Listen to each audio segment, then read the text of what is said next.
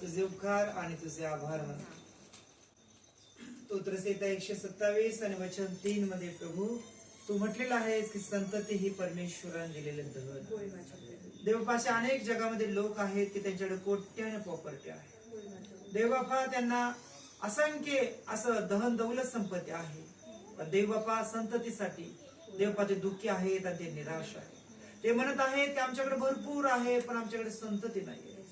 आम्ही आता काय करावं, आम्ही कुठं जावं. म्हणून देवा या टोकापासून ते टोकापर्यंत प्रभू ते फिरत आहे. पण त्यांच्याकडे संतती नसल्या कारणास्तव देवबापा त्यांचं अंतःकरण दुःखी आहे, त्यांचं जीवन दुःखी आहे, त्यांचं कुटुंब दुःखी आहे, ते निराशमध्ये आहेत बाबा.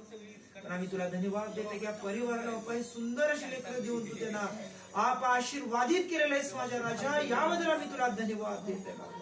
कारण लेकरं हीच खरी संपत्ती आहे माझ्या राजा. कारण पवित्र बायबल सांगताय जर मुलगा शहाणा तर कुटुंब आशीर्वादी, जर मुलगा शहाणा नाही तर त्याचं बाप दुखी, त्याचं आई दुखी बापा. आज कित्येक लेकर आपल्या आई आपल्या मुलांमुळे दुखी आहेत माझ्या राजा. त्यांना झोप नाही माझ्या राजा. लेकरांमुळे बापा त्यांना अन्न जात नाही माझ्या राजा. ते जड अंतःकरणाने जेवतात, जड अंतःकरणाने बापा ते झोपतात, ते उठतात. तर त्यांच्या लेकरांमुळे ते दुःखी आहेत बापा. लेकर व्यसनामध्ये आहेत बाप्पा. लेकर ऐकत नाहीत माझ्या राजा. लेकर वाईट नादामध्ये आहेत बाप्पा. गुटखा, स्टार, बिडी, मावा, तंबाखू मध्ये व्यस्त आहेत माझ्या राजा. आणि आई वडील बाप्पा त्यांना अशा अवस्थेमध्ये बघून प्रभू त्यांचं अंतःकरण आतून बाप्पा कितीतरी भयानक अशा वेदनेने बाप्पा पीडित आहे माझ्या राजा. पण तू म्हणतोस की मी माझ्या लेकरांना आशीर्वादित करतो. तुमची लेकरं आशीर्वादित होती, तुमची लेकरं भरभराटीने भरतील. कारण मी तुमच्या लेकरांना आशीर्वादित करणारा परमेश्वर. आज आम्ही शिमोनला प्रभू तुझ्या हातामध्ये देतो.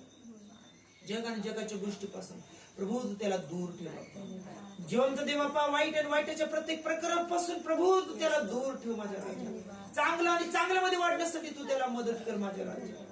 कारण भले तो पवित्र मोठ्या पदावर नाही गेला तर चालेल, पण एक माणूस म्हणून जगण्यासाठी बाप्पा तुझा अनुग्रह, तुझी कृपा तू त्याच्यामध्ये ओत बाप्पा. आपल्या कुटुंबासाठी, परिवारासाठी, समाजासाठी एक आशीर्वादाचं पात्र प्रभू तू त्याला बनव अशी तुला प्रार्थना. आणि विशेष म्हणजे बाप्पा आपल्या आयुष्याच्या सर्व दिवसामध्ये त्यानं सदैव तुझी आठवण ठेवावी. प्रत्येक क्षणामध्ये त्यानं तुझी महिमा करावी आणि त्याने म्हणावं की ज्याने मला उंचावलं तो माझा देव प्रभू येशू ख्रिस्त आहे, ज्याने मला आशीर्वादित केलं. होय माझ्या राजा, असा अनुग्रह आणि अशी कृपा तू त्याच्यावर करा. स्तोत्र 23 प्रमाणे बाप्पा माझ्या आयुष्याचे सर्व दिवस मला सुख, समाधान, कल्याण प्राप्त होतील. तोच अनुग्रह बाप्पा याच्यावर तू ओतलास म्हणून आम्ही तुला धन्यवाद देतो. आज आम्ही तुझे दास या नाथानं याचं जीवन बाप्पा आम्ही ब्लेस करत आहे. प्रभू येशूच्या नावामध्ये तुझं जीवन आम्ही ब्लेस करत आहे. तुझ्या आयुष्याच्या सर्व दिवसामध्ये माझा देव तुला सुख, समाधान आणि कल्याण देऊन आशीर्वादित करू येशूच्या नावात. आमेन. Praise lord. शिमन.